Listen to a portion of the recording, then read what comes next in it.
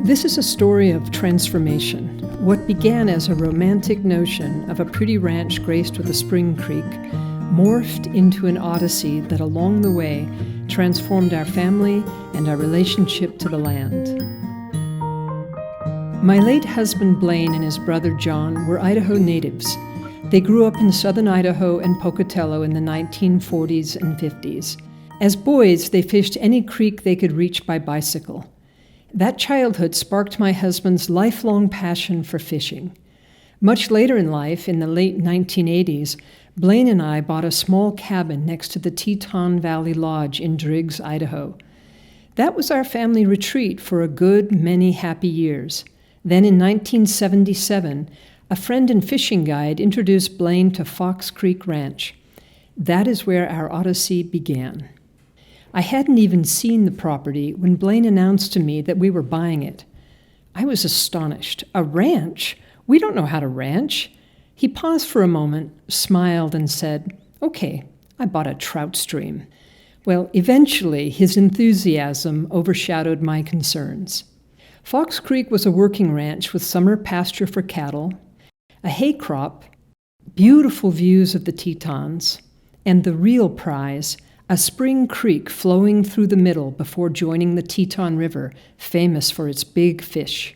But even with the cows and the hay and the beautiful Teton views, over the course of that first summer, we began to realize that our spring creek was actually in terrible shape.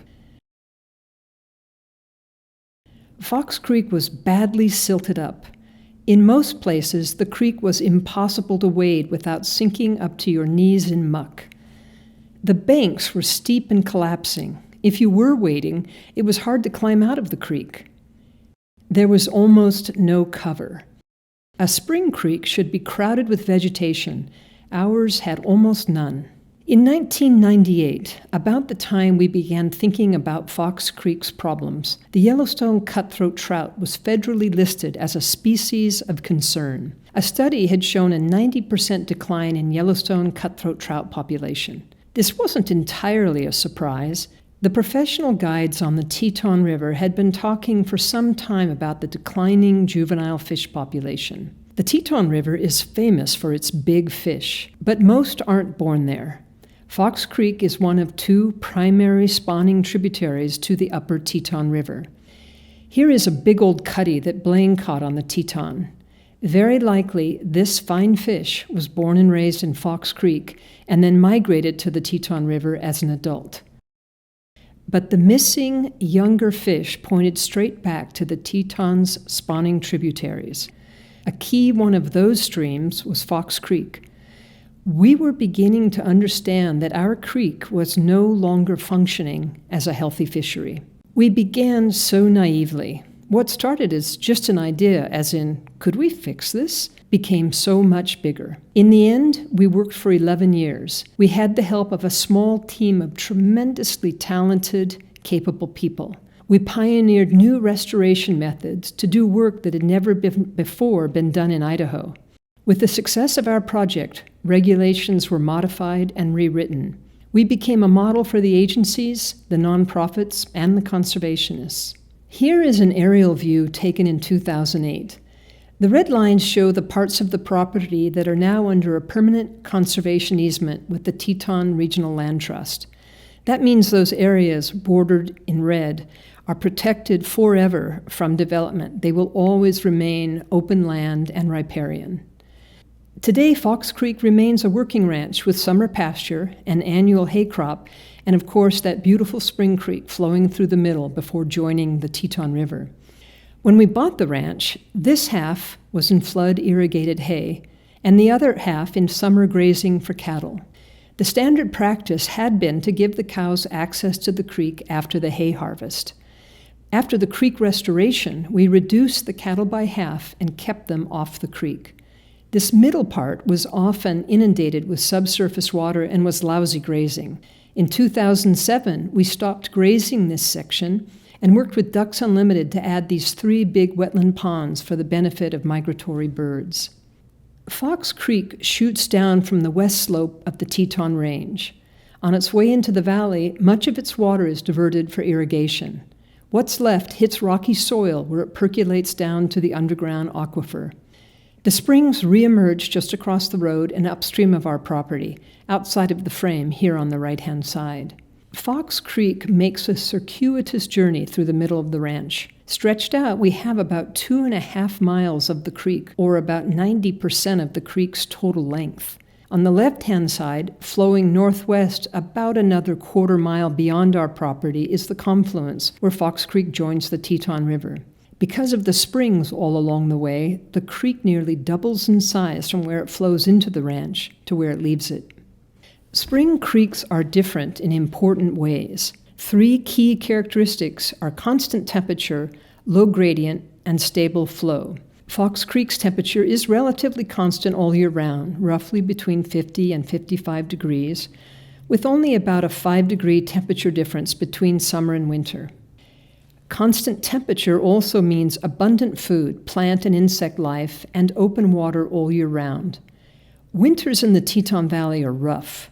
Winter days can be -40, even -50 degrees outside, and the creek still flows around 50 degrees. For these happy ducks, it's like a spa in winter. Spring creeks have low gradients, meaning they're not the super high energy of mountain streams, tumbling boulders and moving logs. That means it would take this creek decades to heal itself, certainly not in our lifetime. And stable flow.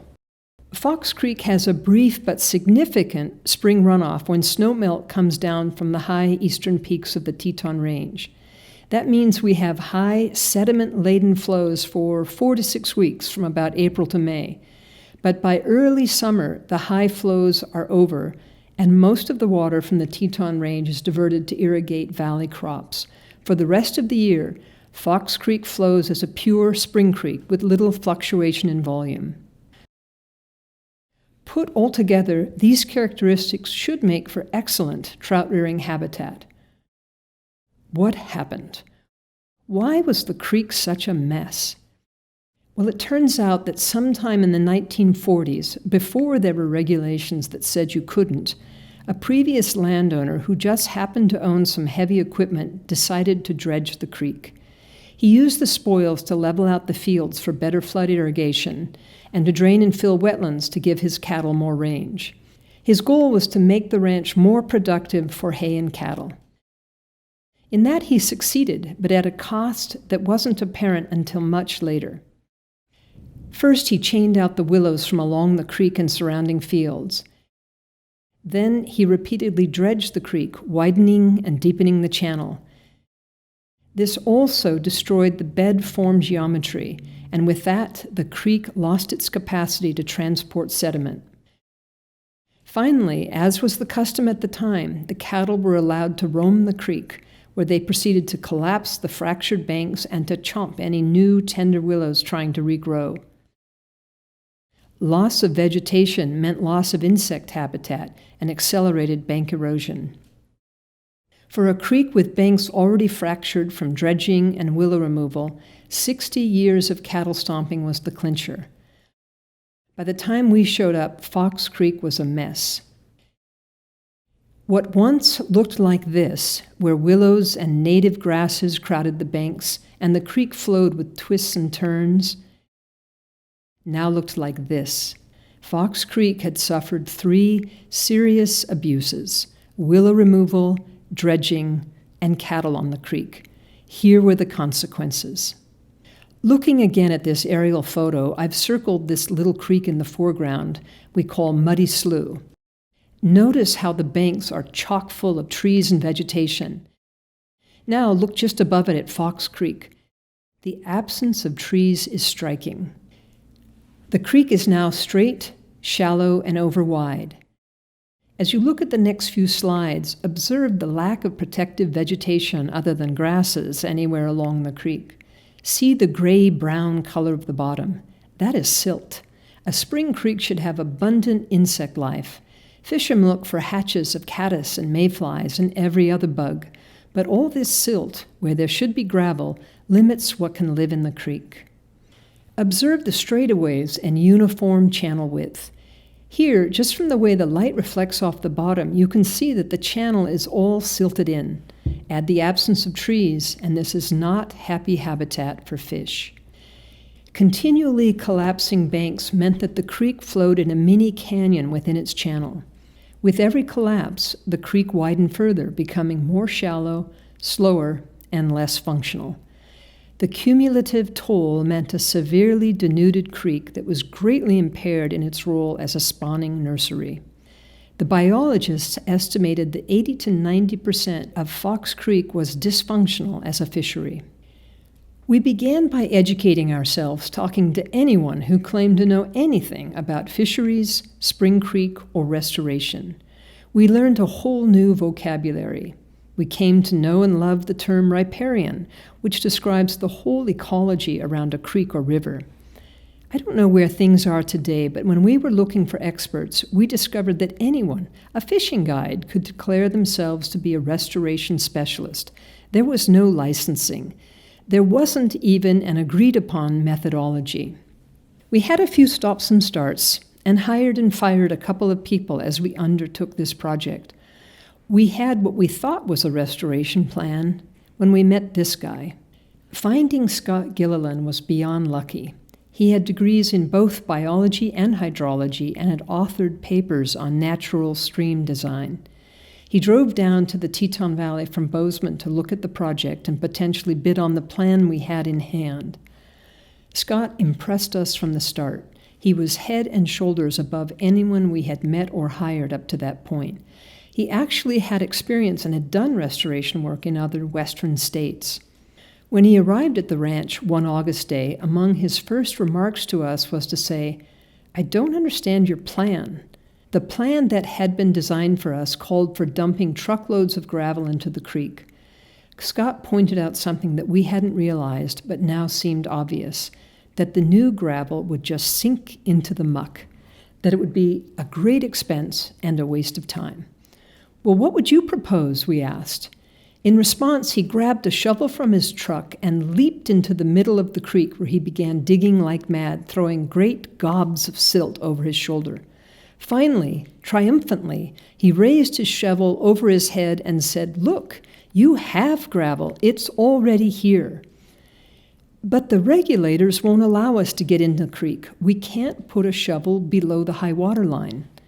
"We have to," Scott replied. "We have to get those rules changed or get an exception." We hired Scott almost on the spot and started all over again. Scott designed a new plan, and we began the arduous process of permitting, which, among other things, meant somehow persuading the regulators to let us put an excavator in the creek. Our goals seemed simple enough: to improve trout habitat and to restore riparian diversity along the creek corridor. We did aerial surveillance and photos. We surveyed and mapped the creek. We prepared detailed analysis and plans. In truth, we really had no idea of the scope of the undertaking, the underlying science, or the regulatory world. Permitting took 3 years. What we proposed had never before been done in Idaho. The rules had all been written to stop people from tinkering with creeks. There were no regulations to make exceptions to restore a creek. Ultimately, we succeeded because we had excellent partners. Friends of the Teton River in the first phase, and the Teton Regional Land Trust for the remainder of the work. They put us in touch with scientists, stream specialists, and plant and fishery biologists. They guided us through an alphabet soup of regulatory agencies. Among them were the Idaho state agencies, Fish and Wildlife, Department of Water Resources, Department of Environmental Quality, and federally, the Army Corps of Engineers.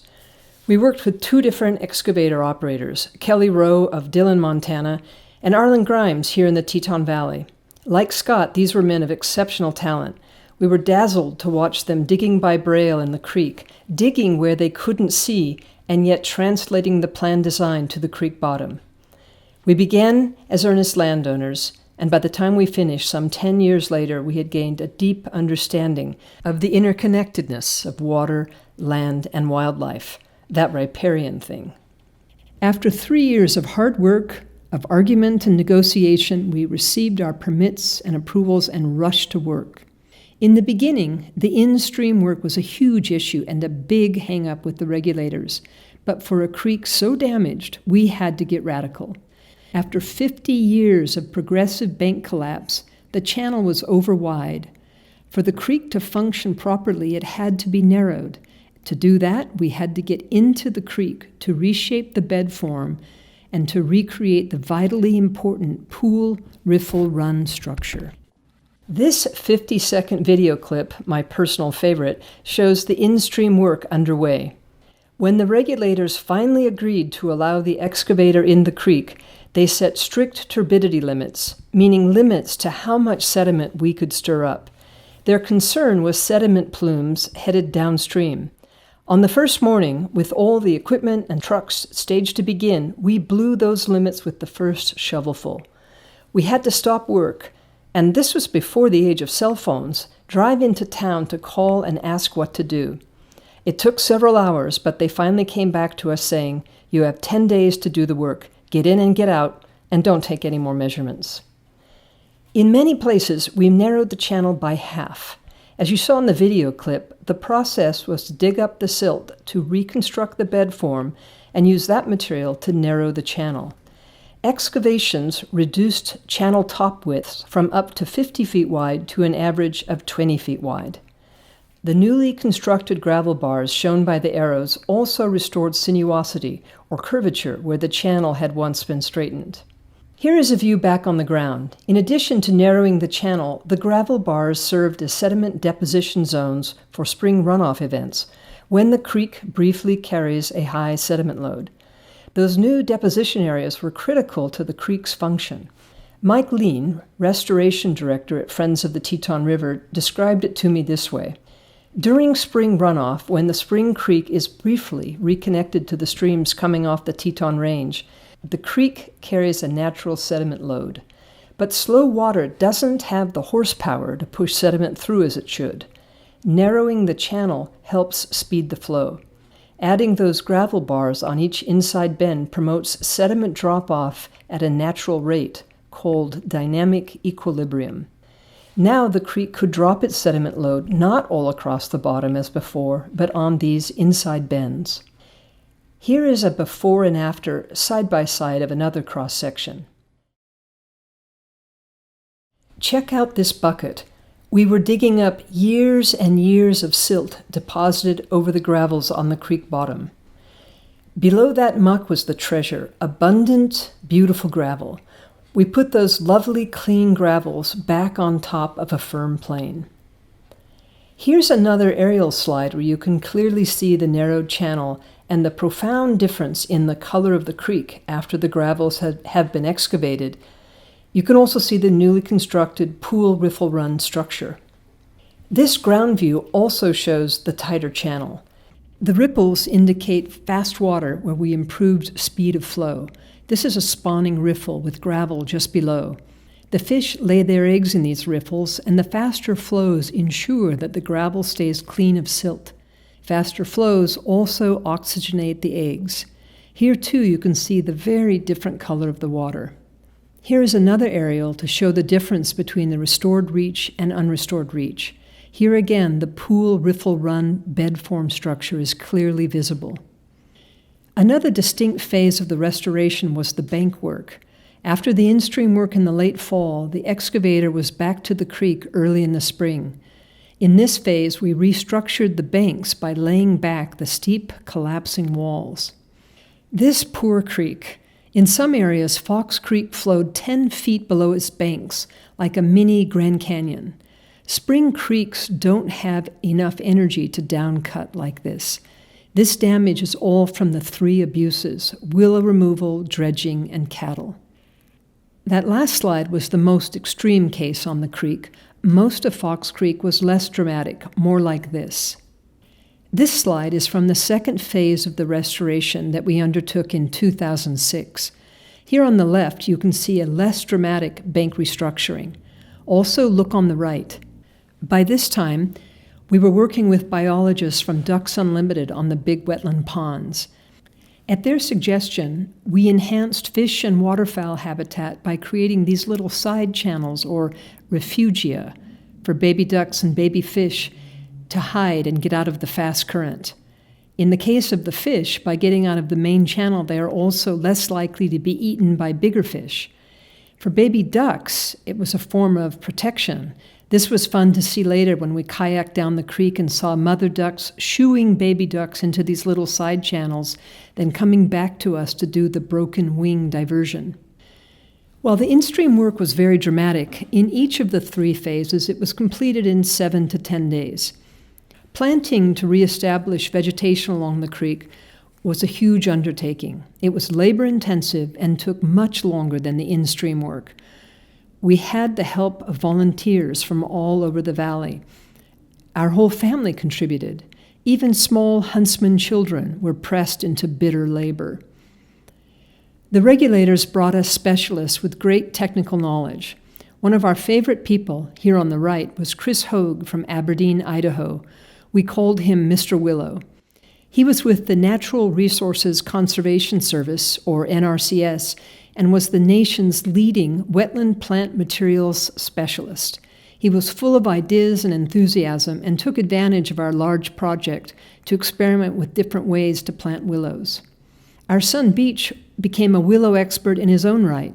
Here he is holding a flag to place on site specifying plant materials to add to one section. The flag lists the site and specifies 90 willow poles, 45 willow bundles, and 5 clumps. Eventually, we planted somewhere around 22,000 willow poles and about 1,000 trees and shrubs. Willow planting was an involved process. First, we had to harvest the poles before bud break, which typically meant hiking into the foothills to gather and cut willow poles, often during pretty nasty weather. Next, the poles were bundled and hauled back to the ranch, where we stored them packed in snow on the north side of the barn to keep them dormant until we were ready to plant. Then they had to be soaked for several days to release an enzyme in the bark. This stimulates the willows to send stored energy down and begin rooting rather than budding. The soaked willows were hauled to the creek.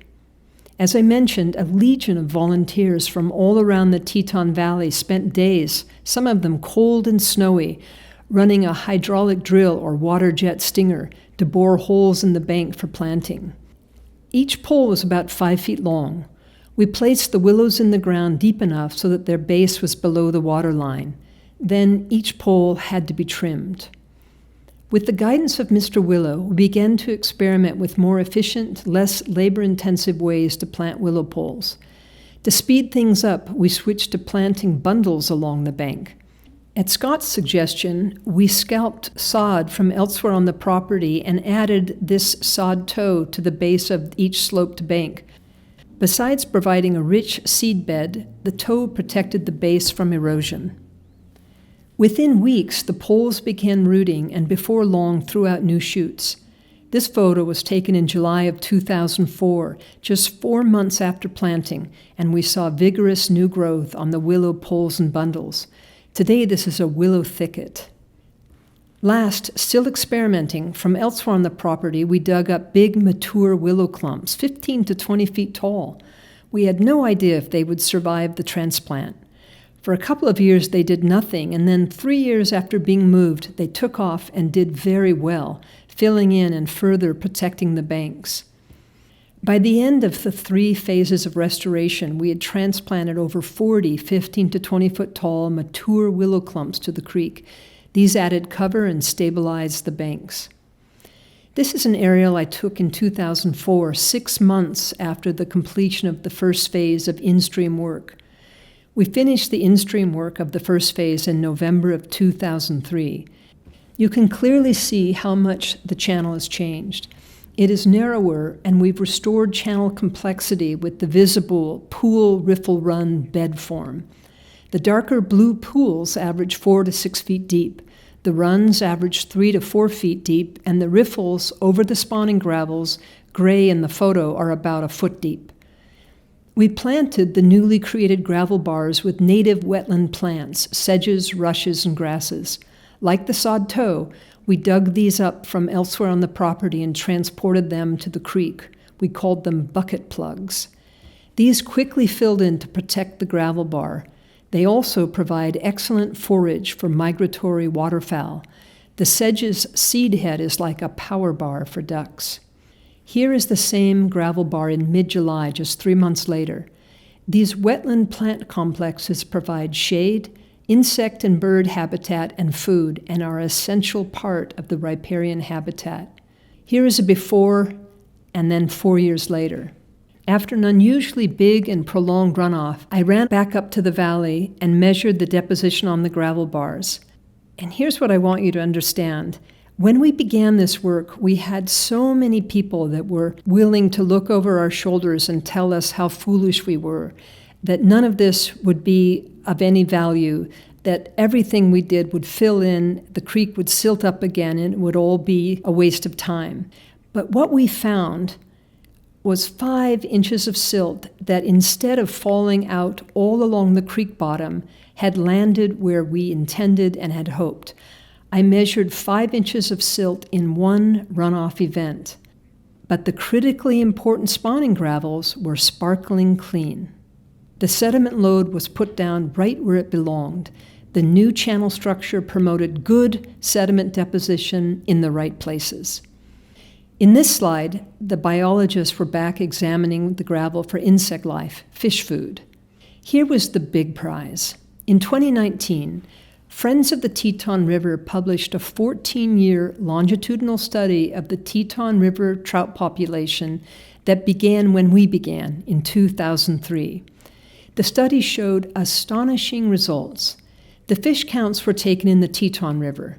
Those fish populations are a direct measure of the health of the spawning tributaries.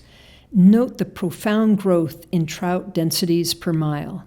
The native Yellowstone cutthroat trout, the species of concern, went from 14 cutthroat trout per mile to almost 1,000.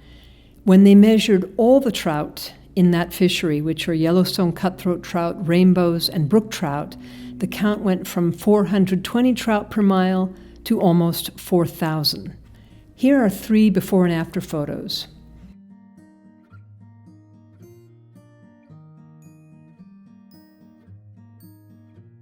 As we came to understand the interconnectedness of water, land, and wildlife, we modified our ranch practices to safeguard the land and water. Wildlife, especially fish and birds, responded. The following photos were all taken by our son Beach at Fox Creek. They show that riparian has real meaning for all the creatures nesting or living there. Here is a red-winged blackbird. Here is a cedar waxwing, a long-billed curlew, the iconic sandhill crane, an immature bald eagle, a great horned owl, a party of ducks and geese and swans, the magnificent trumpeter swan, deer, bullwinkle, and note here, it's really starting to look like a spring creek again. Greenhead mallards, killdeer, the beautiful bobolink, an osprey fishing, a mature bald eagle, and the fox of Fox Creek. Here is a beautiful, mature Yellowstone cutthroat trout that one of our sons caught fishing the creek on a summer evening. We set out to transform a creek, and along the way we transformed our family as well. Beach stayed on to manage the ranch and make his home in the valley. Part of Blaine's legacy to his family was to instill in us a love for this land and a commitment to take care of it. We have been stewards of Fox Creek Ranch for 23 years now. Because of our work together throughout the project, we turned to the Teton Regional Land Trust and with them worked out our first conservation easement in 2010. In 2019, we put an additional 100 acres under easement to further protect Fox Creek's thriving riparian landscape. We are grateful to Friends of the Teton River and to the Teton Regional Land Trust for working with us over the years to help guide our restoration projects and to help us preserve our land while maintaining it as a productive ranch. It has been an amazing adventure.